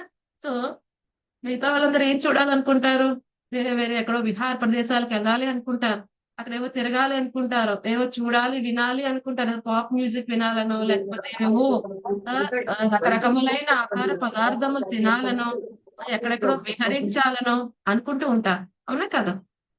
కానీ భక్తుడైన వాడు ఏం చేస్తాడు, అవన్నీ ఇక్కడ కృష్ణ చైతన్యంగా చేస్తాడు. భక్తులు వెళ్తారు, ఎక్కడికి వెళ్తారు, ధామ్కి వెళ్తారు, అక్కడ భగవంతుని యొక్క కథలు వింటారు, భగవంతుని యొక్క ధామ్కి, భగవంతుడికి, వైష్ణవులకి సేవ చేసి వస్తారు. సో చెయ్యింది ఏమి, అన్ని రకమైన యాక్టివిటీస్ చేస్తారు, కానీ కృష్ణ చైతన్యంలో చేస్తారు. చైతన్యం మారిపోయింది, దాని కారణంగా కర్మ బంధన విముక్తి కూడా వాడికి లభిస్తుంది. సో ఈ విషయాన్ని స్వామి ఎంతో అద్భుతంగా మనకి ఇక్కడ విన్నవిస్తున్నారు. సో చాలా మంది అంటే ఇవన్నీ చేస్తున్నారు కదండి, మేము అనుకున్నాం భక్తి అంటే అన్ని విడిచిపెట్టేయాలని, చూస్తుంటే వీళ్ళు అన్ని యాక్టివిటీస్ చేస్తున్నారే. అవును చేస్తారు, కానీ చైతన్యం వెరీ డిఫరెంట్ గా ఉంటుంది. వాళ్ళు జాబ్ మానేయట్లేదంటండి, వీళ్ళు ఇంకా ఇల్లు గృహప్రవేశానికి పిలుస్తున్నారంటే భక్తులు అయిపోయారు కదా. మన ఎవరో మొత్తం ఒకటి షేర్ చేస్తున్నారు, ఎవరు ఈ వ్యక్తిని ఏదో అడిగితే తనకి అప్పుడేమో ఆర్థికంగా ఏదో కష్టంగా ఉంది, సరే ఇప్పుడు సహాయం చేయలేను అంటే, అది కూడా అడిగింది లక్షల్లో. సో ఈ వ్యక్తి ఇవ్వలేను అంటే, మీరు ఇస్కాన్ అంటారు, వైరాగ్యం గురించి మాట్లాడతారు, నీ డబ్బులంటే ఇంత ఆసక్తి నీకు, ఇలా అంటున్నారు, ఏం చెప్పాలి అలా అని చెప్పి. అదే కృష్ణ. ప్రభావతి మాతాజీ మ్యూట్ లో ఉండండి ప్లీజ్, ప్రభావతి మాతాజీ మ్యూట్ లో ఉండండి. ఓకే, సో ఆసక్తి అంట, కానీ వాటిని ఏం చేస్తున్నాం మనం, ఇంద్రియ భోగం కోసం వాడట్లేదు, కృష్ణ చైతన్యంలో వాడుతున్నాం. సో వైరాగ్యం ఉంది కదా, సరే అయితే మా ఇంట్లో సోఫాని తీసుకెళ్ళిపోండి, మా ఇల్లు కూడా ఎవరికి రాసిస్తాను తీసేసుకోండి అని అడగటం కాదు. వైరాగ్యం అంటే ఏమిటి, ఇది నాది కాదు, కృష్ణుడిది, కృష్ణుడి సేవలో నేను వినియోగిస్తా. అంతేగాని ఒకేసారి అయితే మొత్తం అని తీసుకెళ్ళిపోండమ్మా, నాకేం వైరాగ్యం, నాకేం అక్కడ ఉన్న బట్ట ఒకటి ఉంటే చాలు, మొత్తం అడ్డుకోండి, నీ చెట్టు కింద ఉంటా, అది వైరాగ్యం కాదు. యుక్త వైరాగ్యం అనేది ఏమిటి, ప్రతిదీ కూడా భగవంతుని యొక్క సేవలో వినియోగించడమే అది నిజమైన వైరాగ్యం కదండి. సో అంబరీష్ మహారాజ్ ఉన్నారు, యుధిష్ఠిర్ మహారాజ్ ఉన్నారు, జనక మహారాజ్ ఉన్నారు, మరి వీళ్ళందరూ కూడా వాళ్ళ కార్యక్రమాలు చేస్తూనే ఉన్నారు, కానీ దేని పట్ల ఆసక్తి లేదు. వాళ్ళకి ఇచ్చిన ఐశ్వర్యాన్ని, వాళ్ళకి ఇచ్చిన శక్తిని ప్రతిదీ కూడా భగవంతుని యొక్క సేవలో వినియోగించారు. ఏదైతే వాళ్ళు దేన్ని ఆశపడరు, కానీ వచ్చిన దాన్ని ఏం చేస్తారు, భగవంతుని యొక్క సేవలో వినియోగిస్తారు. అంతేగాని ఒకేసారి అయితే వైరాగ్యం అన్నారు, సరే అయితే నాకు అది వద్దు ఇది వద్దు, అదని కాదు. ఏదైతే ఇవ్వబడింది ధార్మికంగా కృష్ణుడు ఇచ్చాడు, దాన్ని భగవంతుడి సేవలో వినియోగించాలి. లేని దానికోసం వెంపర్లాట పడకూడదు, ఉన్న దాని మీద ఆసక్తి పెట్టుకోకూడదు. ఇది భగవత్ చైతన్యంలో మనం ముందుకు వెళ్ళాల్సింది. కానీ భౌతిక ప్రపంచంలో ఎలా చూస్తాం, జనాలు ఎలా ఉంటారు, ఏదైనా పొందేంత వరకు కావాలి కావాలి కావాలి, పొందిన తర్వాత పోతుందేమో అని భయం కదండి. కానీ ఈ కృష్ణ చైతన్యంలో వ్యక్తికి ఇచ్చింది స్వామియే, తీసుకుంది స్వామియే, ఇటువంటి చైతన్యం ఉండటం కారణంగా వాళ్ళు భగవంతుడి మీద సంపూర్ణ నమ్మకంతో వాళ్ళు ఉంటారు. సో ఇప్పుడు పడవ ఎక్కడ ఉంటుందండి, పడవ ఎలా ప్రయాణం చేస్తాం, పడవ మీద వాటర్ మీద, నీటిలో ప్రయాణం చేస్తాం, అవును. ఇప్పుడు పడవ సాగాలి అంటే నీరు కావాలక్కర్లేదా, కావాలి. అది డిజైన్ చేసింది అక్కడ వెళ్ళటం కోసం. సో ఇప్పుడు నీళ్ళ మీద పడవ ఉన్నంతసేపు సేఫ్, కానీ పడవలోకి నీళ్ళు వస్తే మునిగిపోతాం, అవునా కదా. ఆ చిన్న రంధ్రమే ఉందనుకోండి పడవకి, ఏమవుతుంది, చిన్న రంధ్రమేనండి, ఇంత పెద్ద పడవ, ఇంత పెద్ద ఓడ, కానీ ఏమవుతుంది, నీళ్ళన్నీ లోపలికి వస్తాయి. కదండి. అలాగే జీవన్ముక్త స్థితిలో ఉన్న వారు సంసారంలోనే ఉంటారు, కానీ సంసారం పైన ఉంటారు. కానీ బద్ధజీవులు ఏం చేస్తారు, సంసారాన్ని తీసుకొచ్చి వాళ్ళ లోపల పెట్టుకుంటారు. ఇప్పుడు నీళ్ళని తీసుకొచ్చి పడవలో వేసామనుకోండి, ఏమవుతుంది, మునిగిపోతుంది. అలాగే బద్ధ జీవాత్మలు ఏం చేస్తారు, ప్రతిదీ తీసుకొచ్చి వాళ్ళలో పెట్టుకుంటారు. ఏమనుకుంటారు, ప్రతిదీ కూడా వాళ్ళు కాపాడు, ఓ నా భార్య, నా ఇల్లు మొత్తం తీసుకుని వచ్చి వాళ్ళలో పెట్టుకున్నప్పుడు ఏమవుతుంది, అది పడవ మునిగిపోతుంది. సో ఓకే, మన రెస్పాన్సిబిలిటీ మనం చేయాలి, బట్ అనాసక్తుల్లాగా ఉండాలి. అవును, పడవ నీటి మీదే వెళ్ళాలి, కానీ ఆ నీటిని పడవలో తెచ్చేసుకుంది అనుకోండి, ఏమవుతుంది, పడవ నిమిషంలో మునిగిపోతుంది. అలాగే ఈ బంధనముల్ని మనం ఏం చేయాలి, రెస్పాన్సిబిలిటీతో చేయాలి. కానీ ఆ యాక్టివిటీస్ నుంచి వచ్చిన ఫలితములు కానీ, సుఖము కానీ, దుఃఖము కానీ, అయితే పనులకు కానీ, పనుల యొక్క ఫలితం కానీ ఆసక్తి పెట్టుకుంటే ఏమవుతుందో, పడలోకి నీ తెచ్చుకున్నట్టే. సంసారాన్ని తీసుకుని వచ్చి వాడిలో పెట్టుకుంటే ఏమవుతుంది, కర్మబంధనాల్లో వాడు పెట్టబెడతాడు, సంసార చక్రంలో తిరుగుతూ ఉంటాడు. అదేంటండి, పనులు చేస్తూ ఉండమంటున్నారు, వాటి చేత అనుకోకుండా ఉండమంటారు. దాని బదులు పని చేయకుండానే మానేస్తాం. అర్జునుడు కూడా అదే అన్నాడు కదా, యుద్ధం చేయకుండా అడవికి వెళ్ళి కూర్చుంటాను. కానీ మనం అటువంటి విశుద్ధ చైతన్యంలోకి రాకుండా ఇమిటేట్ చేయలేం. అటువంటి ఏమన్నా ఫల్గు వైరాగ్యం చేయకూడదు కదండి. సో ఇప్పుడు నా అటువంటి శుద్ధ స్థితిలో నా మైండ్ భగవంతుడు తప్ప వేరేదేమి ఆలోచన స్థితిలో ఒక సన్యాసం స్వీకరించు. కానీ అటువంటి స్థితి లేనప్పుడు ఏం చేయాలి, యాక్టివిటీస్ చేస్తూనే జస్ట్ చైతన్యాన్ని మార్చుకో, కృష్ణుడి కోసం కృష్ణ చైతన్యంలో చేయి. మరి అలాంటప్పుడు అలాగే చేస్తున్నామండి, కానీ చైతన్యం అంటుకుంటుంది, కలుషితములు అంటుకుంటున్నాయి. మరి ఏం చేయాలి? ఇప్పుడు చూడండి, మీరు పనసకాయ కోసారనుకోండి, ఇప్పుడు ఎవరికైనా ఐడియా ఉందా, జాక్ ఫ్రూట్ పనసకాయ కోసారు ఎప్పుడైనా? ఏం చేస్తారు, పనసకాయ కోసినప్పుడు ఏం చేస్తారు, ఎందుకు నూనె ఎందుకు రాసుకోవాలి? జిగురు అంటుకోదు. అవునా, నూనె రాసుకుంటే జిగురు అంటుకోదా? ఓ అయితే ఇప్పుడు ఎవరైనా మీరు పనసకాయ కోసారు, ఆల్రెడీ నూనె రాసుకుని ఎవరో ఇంటికి వచ్చిన వాళ్ళకి పనసకాయ పెట్టారు, జాక్ ఫ్రూట్ పెట్టారు, ఓ నేనే కోసానండి అంటే వాళ్ళ చేతికి చూస్తాను జిడ్డు లేకపోతే, ఓయ్ జిడ్డు లేదు, అబద్ధం ఆడుతున్నావు, నువ్వు కొయ్యలేదు అంటే కోసినట్ట వాడు కొయ్యినట్ట పనసకాయ? కానీ వాళ్ళకి తెలియదు కదండి, నూనె రాసుకుంటే పోతుంది తెలియదుగా, అందుకని వాళ్ళకి తెలియదు. ఇదే తేడా. ఇప్పుడు అర్థమైందా మీకు? సంసార బంధనంలో బద్ధ జీవాత్మకి, జీవన్ముక్తుడికి ఇదే తేడా. బద్ధ జీవాత్మ ఏం చేస్తాడు, భక్తి అనే ఆయుధం పట్టుకోడు, కృష్ణ చైతన్యం చేయడు, కర్మలు చేస్తాడు. వీడు పనసకాయకి వస్తాడు, వాడు పనసకాయకి వస్తాడు. ఒకడు ఆయిల్ అప్లై చేసుకున్నాడు, ఇంకో ఆయిల్ అప్లై చేసుకోలేదు. ఒకడు ఏం చేశాడు, చైతన్యాన్ని కృష్ణ చైతన్యంలో పెట్టుకున్నాడు. అప్పుడు ఏం చేశాడు, అదే పని చేసినా ఆ కర్మల యొక్క ఫలితములు వాడిని అంటకుండా ఉంటాయి. ఓ కర్మ ఫలితం అంటకలుగా ఎలా ఉంటాయండి, కర్మ చేస్తున్నారు కదా. అదేంటి మరి పనసకాయ కోసం కూడా జిడ్డు ఎందుకు అంటుకోలేదు? దానికి కావాల్సిన ఏం చేసావు, ఆ యొక్క జిగురు అంటుకోకుండా ఉండడానికి కావాల్సిన అరేంజ్మెంట్ నువ్వు చేసుకున్నావు. అలాగే తెలివైన వాడు, యోగయుక్త దివ్య చైతన్యం ఉన్నవాడు ఏం చేస్తాడు, ఈ భక్తి అనేది రాసుకుంటాడు చేతికి. చైతన్యానికి ఎప్పుడైతే భక్తి అనేది పూసుకోవడం కారణంగా ఏమవుతుంది, ఓ నేను యజమాని కాదు, కృష్ణుడే యజమాని, కృష్ణుడే భోక్త, నేను ఆయన యొక్క సేవకుణ్ణి. ఇక్కడ నాకు ఇవ్వబడిన దేహంతో ప్రకృతి అనేకమైన కార్యక్రమాలు కూడా కర్త కింద చేస్తున్నప్పటికీ కూడా నేను రెస్పాన్సిబుల్ కాబట్టి నేను చాలా జాగ్రత్తగా వ్యవహరించాలి. సో ఈ విధమైన చైతన్యం క్లియర్ గా ఉంటుంది. అదే యాక్టివిటీ, అదే పనసకాయ ఏం రాస్తాడు వాడు, నూనె రాసుకుంటే ఏమీ అంటుకోలేదు, నూనె రాని వాడికి మొత్తం అంటుకుంటుంది. అలా కృష్ణతనం లేని వాడికి, దాని ఇంద్రియ భోగం చేసుకున్న వాడికి ఏమవుతుంది, ఈవెన్ ఇప్పుడు నూనె రాసుకోకుండా జస్ట్ నేను ఒక్క పనసకాయ పట్టుకున్నా జిడ్డు అంటుకుంటుందా అనుకోదా? అంటుకుంటున్నారు. అదేంటంటే మొత్తం పనసకాయ కొయ్యలేదండి, జస్ట్ ఒకటే ఇలా పట్టుకున్నా అయినా అంటుకుంది, ఎంత అంటుకోవాలో అంత అంటుకుంటుంది కదండి. సో నేను 24 గంటలు వాళ్ళలాగా నేను బిజీగా ఉగ్ర కర్మలు చేయనండి, ఏదో కొంచెం అది ఇది పొందాలని. బట్ ఏ కొంచెం అది ఇది పొందడానికి చేసిన అది కూడా నిన్ను అంటుకుంటుంది కదండి. సో అందుకనే మన కృష్ణ చైతన్యంలో ఉన్నప్పుడు ఏమవుతుంది, ఈ భక్తి అనే అగ్ని ఎప్పుడు కూడా మనం అలర్ట్ గా ఉంచుతుంది. ఓ హరే కృష్ణ కృష్ణ కృష్ణ హరి హరి హరి రామ్ హరే రామ హరే రామ రామ రామ హరి రామ హరి. రామ సో హరే ఈ హరే. చెప్తున్న ప్రతిసారి మనకు ఒక దృష్టిలో ఉండాలి. ఓ శ్రీమతి రాధారాణి, ఓ కృష్ణ భగవాన్ నన్ను మీ సేవలో వినియోగించండి. ఎవరి సేవలో ఉంటారు? సేవకుడే యజమాన?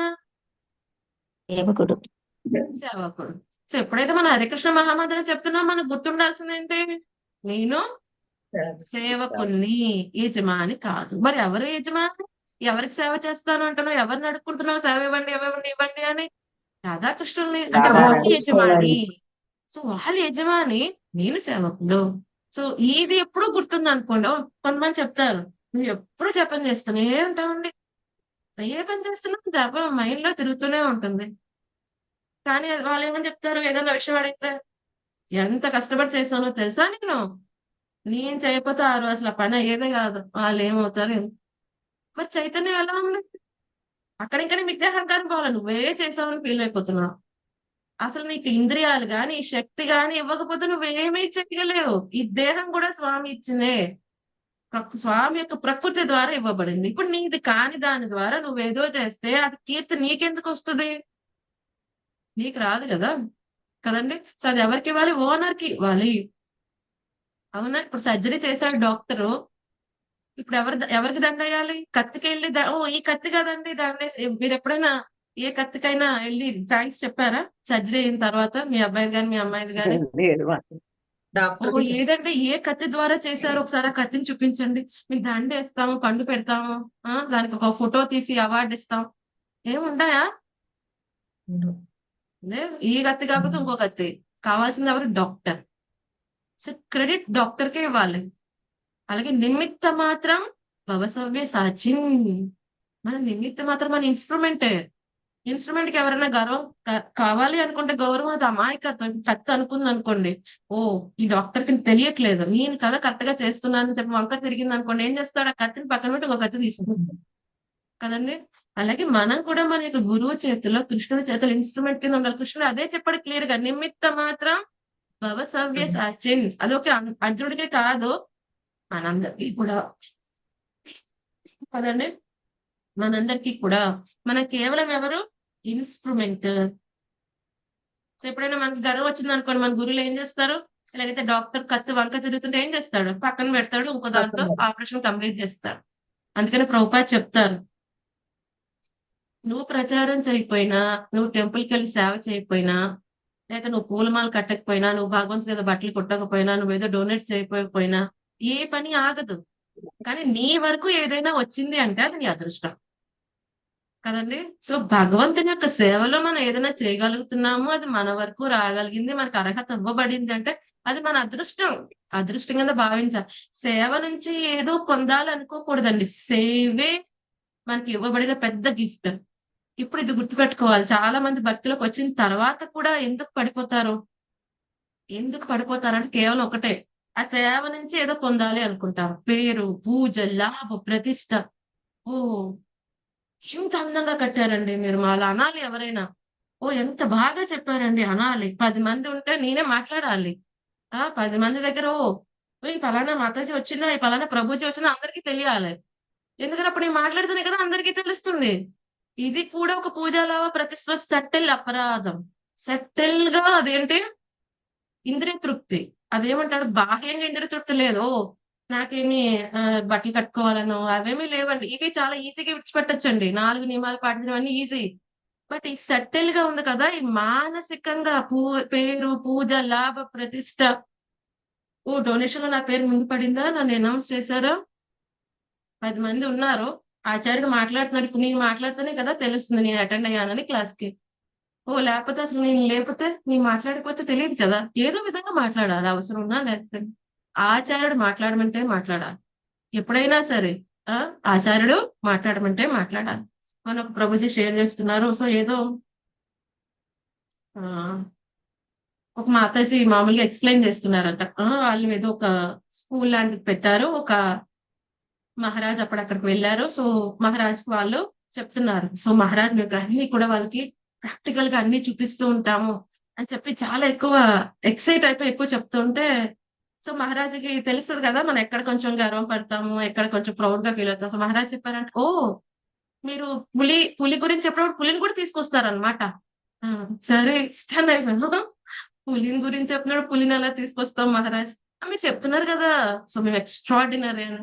సో ఒక్కసారి మహారాజ్ ఏం చేస్తారో వాళ్ళు సటిల్ గా ఏదైతే గర్వంగా ఫీల్ అవుతున్నారో ఒకసారి దాన్ని వేలతో సహా తీసివేసి, మన ఆచార్యుడు గాని కృష్ణుడు గాని దేన్నైనా సహిస్తాడు, కానీ మనలో గర్వం పెరుగుతుంటే అసలు ఇష్టం ఉండదు. వాళ్ళంటే ఇష్టం ఆటోమేటిక్ తగ్గిపోతుంది.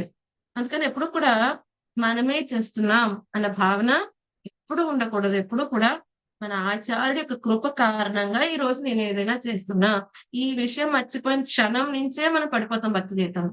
ఎప్పుడు కూడా ఇది గుర్తుపెట్టుకుండాలి. ఏదైనా చేస్తున్నా, సేవ అయినా, కీర్తన అయినా, ప్రచారం అయినా, భగవంతునికి ఆరాధన అయినా, ఏ కార్యక్రమం అయినా చేయని, ఎవరి కృప? ఆచార్య కృప. ఆచార్యుడు ఏదో మన పట్ల ఎంతో అపారమైన కరుణ చూపించాడు కాబట్టి ఎంత చేయగలుగుతున్నాం. కానీ కొంతమంది ఉంటారు, ఆచార్యం చక్కగా గొప్పగా మీరు అదండి మీ వల్లే చేస్తున్నాం.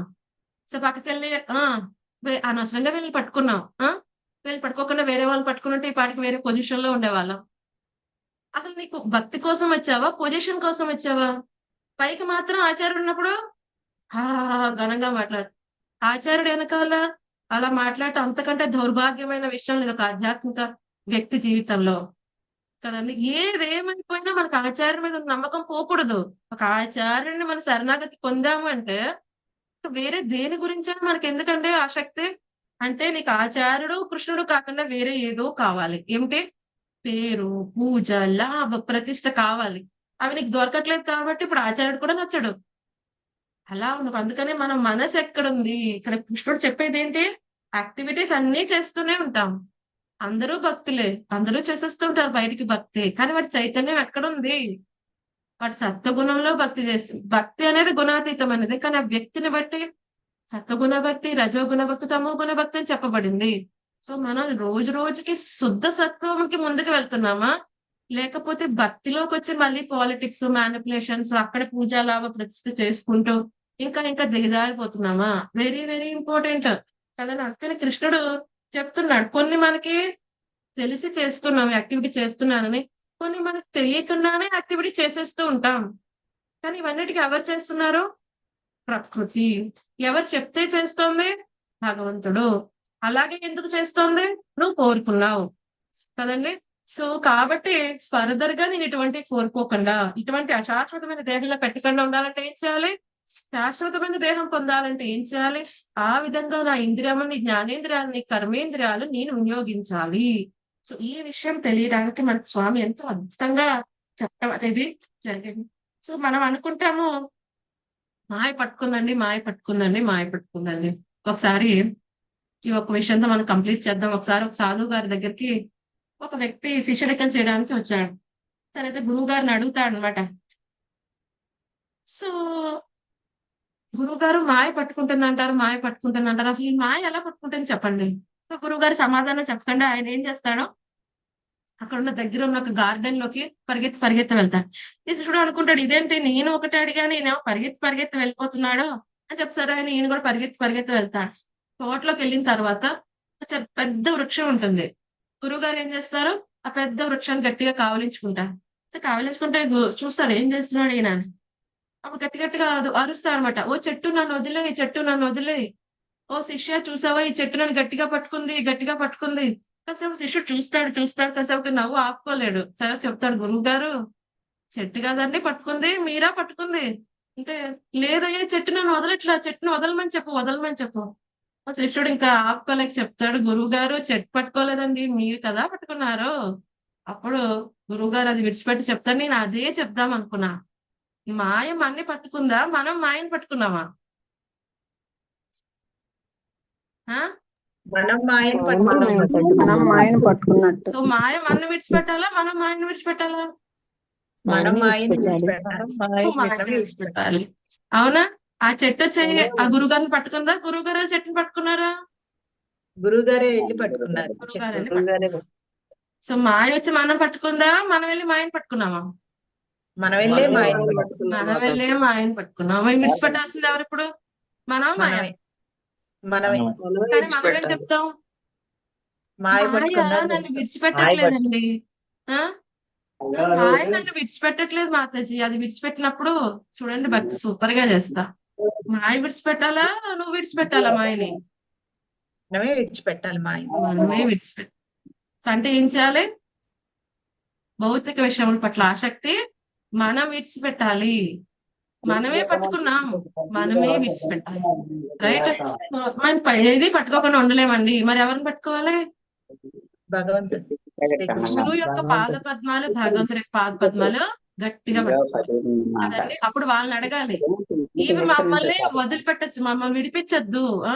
గురువు గారు కాలు విదిలించిపోద్దండి, ఎప్పుడు కూడా మీ పాద పద్మాల దగ్గర నన్ను ఉండనివ్వండి. ఓ కృష్ణ, ఈ పాద పద్మాల దగ్గర నన్ను ఎప్పుడు ఉండనివ్వయ్యా, ఎప్పుడు కూడా నన్ను విదిలించుకోవద్దు అని చెప్పి మనం వాళ్ళని ప్రార్థించి, రైట్. సో ఇంతటితో మనం కంప్లీట్ చేద్దాం డివోటీస్. సో ఈ విధంగా మనం చక్కగా తెలుసుకున్నాం. ముగ్గురు కర్తలు ఉన్నారు, అలాగే జీవాత్మ అకర్త భావాన్ని పెంపొందించుకోవాలి. తనకిచ్చిన ప్రతిదీ కూడా భగవంతుని యొక్క సేవలో వినియోగించాలి. ఆ విధంగా అప్పుడు చేస్తున్నప్పటికీ కూడా చేయనట్టు వాడవుతాడు. దానికి మనం చాలా చాలా ఎగ్జాంపుల్ చెప్పుకున్నాం. ఏ విధంగా అయితే నీరు పడవలోకి వస్తే డేంజర్ కదండి. సో సంసారానికి మొత్తం మనం అటాచ్ అయితే కష్టం. అలాగని ఇప్పుడు మాయ పట్టుకుంటుందా, మనం మాయ పట్టుకుంటున్నామంటే మనమే మాయను పట్టుకున్నాం, మనమే విడిచిపెట్టాలి. సో ఇంకొక ఎగ్జాంపుల్ చెప్పుకున్నాం. ఏ విధంగా మనకు అంటకుండా ఉండాలి అంటే ఏం ఎగ్జాంపుల్? ఎప్పుడైనా పనసకాయ చూసామంటే ఇది గుర్తు రావాలి. రైట్. సో ఈ కర్మ యాక్టివిటీస్ నేను చేస్తున్నప్పటికీ కూడా నేను అంటుకోకుండా ఉండాలంటే ఏం చేయాలి? భక్తి అనే ఆయింట్మెంట్ ఎప్పుడు కూడా నేను రాసుకుని ఉండాలి. Thank you so much. Devotees ఏమైనా సందేహాలు ఉన్నాయా? ఈ సత్సంగం వల్ల ఇవన్నీ తెలుస్తున్నాయి మాతాజీ. సత్సంగం వల్లనే ఇలాంటివి తెలుస్తాయి. లేకపోతే మాయ మన్నే పట్టుకుంది అనుకుంటున్నాం. మీరు చెప్పడం కరెక్ట్. హరే కృష్ణ హరే మాతాజీ. కృష్ణ ప్రభు మాతాజీ, దండవత్ ప్రణామాలండి. హరే కృష్ణ మాతాజీ, ధన్యవాదాలు. హరే కృష్ణ మాతాజీ, దండవత్ ప్రణామాలు. Hare Krishna. Thank you so much. Devotees ఇంకేం సందేహాలు లేకపోతే మనం హరే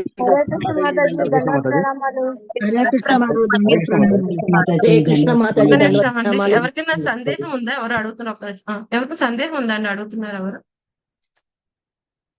హరే కృష్ణ మాతాజీ.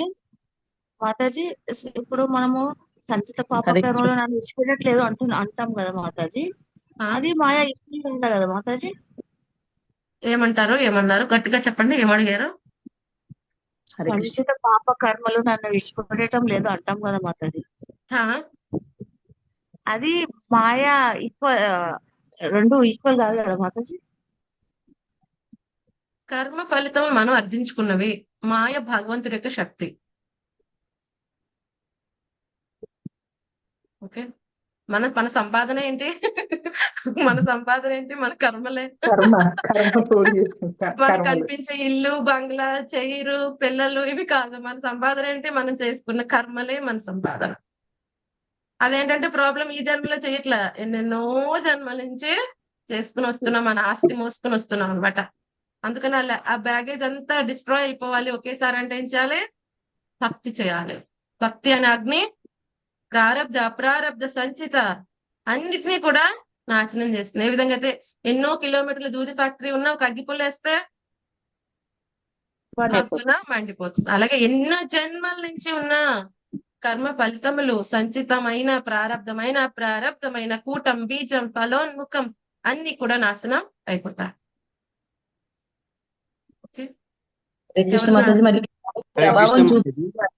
హరే కృష్ణ. తరుణ్ ప్రభుజీ అడగండి, ఏమైనా సందేహం? హరే కృష్ణ మాతాజీ, దండవత్ ప్రణామ్. ధన్యవాద్ ప్రణామ్ ప్రభు. మాతాజీ, మీ క్లాస్ చాలా మంచిగా చెప్తున్నారు మాతాజీ, మంచిగా అర్థమవుతుంది మాతాజీ. హరి బోల్. ప్రభుపాద్ కీ జై. చెప్పండి ప్రభు. మాతాజీ, నేను డైలీ 4 రౌండ్స్ జపం చేస్తాను మాతాజీ. హరి బోల్. వెరీ నైస్ నాన్న. ఫామ్ నింపాను మాతాజీ, ఫామ్ మీరు ఇచ్చిన very good, very nice, very nice. 4 rounds నింపాను మాతాజీ. హరే కృష్ణ. Very nice. శిక్ష ప్రోగ్రామ్ తీసుకోబోతున్నారు అనమాట. చాలా సంతోషం. హరే కృష్ణ ప్రభుజీ. మాతాజీ, నా మా సిస్టర్ కొడుకు అనమాట. హరి అయితే బోల్. ఆ, మీరు ప్రభుజీ ఆధ్వర్యంలో ఉన్నారు, మీకేంటండి భక్తుడు అయితే ఉన్నాడు మీ యొక్క బాంధవ్యంలో, ఇంకేంటి మిమ్మల్ని లాగేస్తాడు భక్తులకు. చాలా లేదు సంతోషం ప్రభు, మాతాజీ, అందరిని ఇన్స్పైర్ చేస్తున్నారు. మీరు మీ ఆశీర్వాదం ఆయనకి ఎప్పుడు ఉండాలి మాతాజీ. నిన్ననే అయ్యో నాదే మన ఉందండి, గురు మహారాజుకి ఆశీర్వాదం అందరి మీద ఉంది, భక్తి చేసుకుంటున్నా. చాలా సంతోషం, అదే చాలా బీటెక్ లో సంతోషం అనిపించింది తను చూడంగానే. బీటెక్ లో జాయిన్ తిలక్ అయింది మాతాజీ. చక్కగా వైష్ణవ నాకు తిలక్ ఎంత కుదురుగా ఎంత బుద్ధిగా ఉన్నాడంట చూడండి. అసలు ఇప్పుడు పిల్లలు ఎలా ఉన్నారు. సో చక్కగా మంచిగా పెంచుతున్నారు. తల్లిదండ్రుల యొక్క క్రెడిట్ అదంతా కూడా తల్లిదండ్రులది. అలాగే వాళ్ళు చెప్పినా తిని విన్ని చక్కగా ఉంటున్నాడు కదా, చాలా అదృష్టం ఇది. మానవ జన్మని సార్థకం చేసుకున్నాడు. చాలా సంతోషంగా ఉంది నాన్న.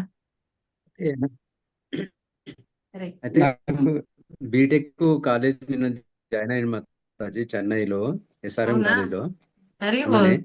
అయితే ఆయన 4 రౌండ్ కోసము అయితే 4 రౌండ్ కోసం మీతో దీక్ష తీసుకోవడానికి ఆయన మండే రోజు ప్లాన్ చేస్తున్నాడు. ఆ రోజు అవునా, క్లాస్ ఉంటదేమో ఎట్లా చేయాలని 2 days నుంచి అడుగుతున్నాడు మాతాజీ. Class okay. ఉంటదేమో మీకు నాకు ఏందో అవ్వకపోతే తెలియదు, గనక టైం ఉంటుందా, నాకు జాయిన్ అవుతున్నా. మీకు అవ్వకపోతే గనక నాకు చెప్పండి ప్రభు, నేను తనకి సెపరేట్ గా మళ్ళీ ఇంకొకసారి మనం కంప్లీట్ చేద్దాం శిక్ష. ఓకేనా. Okay Mataji, okay okay. అదే ఒకవేళ నాకు 2 తనకి days నుంచి అడుగుతున్నా అవ్వకపోతే మాతాజీ, గనక మాతాజీ ఇట్లా తనకి ఏ మెసేజ్ టైమింగ్ లో అవుతుంది అంటే గనక టైమింగ్ చెప్తే తనకి సెపరేట్ గా నేను లాగిన్ అయ్యి తనకి శిక్ష కంప్లీట్ చేయిస్తాం. సంకల్పం. ఓకేనా. Okay Mataji, okay Mataji, okay Mataji. So మీ అందరిని భక్తి ఆశీర్వాదం చేయండి ఇవ్వండి అంటున్నాం, మాతాజీ. ఎవరైనా చేస్తాము అంటే ఎందుకు అడ్డుకుంటాం. మీ బ్లెస్సింగ్స్ ఇవ్వండి మాతాజీ, మీ ఆశీర్వాదం. నా బ్లెస్సింగ్స్ ఏముంది, మీ మామయ్యనా. అవును మాతాజీ. మాతాజీ, మామ మీ మాతాజీ. మామయ్య దగ్గర తీసుకోండి బ్లెస్సింగ్స్. తను వెరీ పెద్ద సూపర్ నమ్మకం మాతాజీ. పర్సనాలిటీ, చాలా బాగా సేవ చేస్తున్నారు. మొత్తం మీ అత్త మీ మామయ్య చాలా బాగా సేవ చేస్తున్నారు. చక్కగా వాళ్ళ అమ్మాయిని కూడా చాలా మంచిగా పెంచుతున్నారు. చాలా మంచి విషయం. మంచి వైష్ణవ కుటుంబ సాంగత్యం. వాళ్ళ బ్లెస్సింగ్స్ తీసుకున్నానా, వాళ్ళు చాలా మంచిగా చేస్తున్నారు. సరే మాతాజీ, సరే. ఓకే. నాకు మాతాజీ నాకు ఎస్ఆర్ఎం కాలేజ్ వచ్చింది మాతాజీ, చెన్నై మాతాజీ, ఎస్ఆర్ఎం చెన్నై. అరే బోల్, చెన్నై ఇస్కాన్ ఉంది, పెద్ద ఇస్కాన్. మనకి తెలుగు వాళ్ళు కూడా ఎక్కువ అవునా మందే మాతాజీ? ఉంటారు అక్కడ. ఎవరైనా తెలిసిన వాళ్ళు ఉంటే చెప్పండి మన మాతాజీ. చెన్నై శశికళ మాతాజీ ఉన్నారా. హరే కృష్ణ. శశికళ మాతాజీ. ఓకే, నేను క్లాస్ అటెండ్ అవుతారు మాతాజీ ప్రభుజీ ఈవినింగ్ మీరు నాకు మెసేజ్ పెట్టండి. నేను శశికళ హరికృష్ణ మాతాజీ నాకు మెసేజ్ పెట్టండి ప్రభు, నేను మీకు ఒక నెంబర్ పంపిస్తాను. శశికళ మాతాజీది. మన మాతాజీ చెన్నైలో కూడా చాలా తెలుగు వాళ్ళు ఉన్నారు, డివోటీస్. సో అక్కడ కూడా యూత్ ప్రోగ్రామ్ లో ఏదైనా మీరు జాయిన్ అయితే బాగుంటుంది. జాయిన్ అవుతాడంట మాతాజీ, ఆల్రెడీ నిన్నటి నుంచి అడుగుతున్నాడు. అవునా, నేను శశికళ మాతాజీ దగ్గర ఒకసారి కనుక్కుని అక్కడ జాయిన్ టెంపుల్ అవుతాడంట అక్కడ. మంచి కాలేజ్ చాలా కంటే ఫస్ట్ పెద్ద అదే కమ్యూనిటీ కాలేజ్ అక్కడ. కంటే ఫస్ట్ చాలా అదే చక్కగా అనుకున్నాడు. ఎవరైనా ఉన్నారా? మహారాజులందరూ కూడా పెద్ద పెద్ద వాళ్ళు ఉన్నారు. చాలా మంచి కమ్యూనిటీ అక్కడ. మీరు జాయిన్ అవ్వండి ప్రభు, చాలా బాగుంటుంది. ఈ యూత్ ప్రోగ్రామ్ దాంట్లో జాయిన్ అయితే మిమ్మల్ని బాగా షైన్ చేస్తారు. హరే కృష్ణ మాతాజీ, దండోత్పణం ఓకే మాతాజీ. మాతాజీ. ఉమాపతి ప్రభు. శ్రీకృష్ణ. ఉమాపతి ప్రభు మీరు చెన్నైలోనే ఉన్నారా. దగ్గరగా ఉంటాను మాతాజీ, నేను తిరుపతిలో ఉండేది ప్రస్తుతానికి ఈ రోజు. ఓకే. ఓకే. ఉమాపతి ప్రభు ఒకసారి నాకు హరే కృష్ణ అని మెసేజ్ పెట్టండి. మీ నంబర్ నేను ప్రభుజీకి ఫార్వర్డ్ చేస్తాను. ఒకసారి చెన్నైలో ఎవరైనా కాంటాక్ట్స్ ఉంటే యూత్ ప్రోగ్రామ్ దాంట్లో ప్రభుజీని కనెక్ట్ చేయండి, తరుణ్ ప్రభుని. ఎస్ మాతాజీ, హరే కృష్ణ మాతాజీ. ఓకే. మళ్ళీ సో చాలా మంది ఉన్నారు, మనకు ఉమాపతి ప్రభు ఉన్నారు, శశికళ మాతాజీ, చెన్నై డివోటీస్ ఉన్నారు, పర్వాలేదు. Okay Mataji. Hare Krishna Mataji. Hare thank you Krishna. Mataji. Thank you Prabhu. Hare Krishna. Hare Krishna. ఇంకేమైనా సందేహాలు ఉన్నాయా డివోటీస్. ఓకే. జై. హరే హరే కృష్ణ కృష్ణ మాతాజీ. గురు మహారాజ్ గారి కోసం 3 సార్లు హరే కృష్ణ ఉన్నట్టుంది. గురు మహారాజ్ కోసం మనం 3 times హరే కృష్ణ మహామంత్రం చేద్దామండి. Hare Krishna Hare Hare Krishna Hare Krishna Hare Hare Hare Rama Hare Rama Hare Rama Hare Rama Hare Krishna Krishna Krishna Hare Hare Hare Rama Hare Rama Rama Rama Hare Hare Krishna Hare Krishna Krishna Krishna Hare Hare Hare Rama Hare Rama Rama Rama thank you Mataji. Thank you Mataji. Shrimad Hare Bhagavad Krishna. గీతకి జై. శ్రీల ప్రభుపాద్ కి జై. జై గురు మహారాజ్ కి జై. జై. నితాయ్ గౌర్ ప్రేమానందే. హరి హరి బోల్. Hare Krishna. Thank you Mataji. Hare Krishna. Thank you Mataji. Hare Krishna.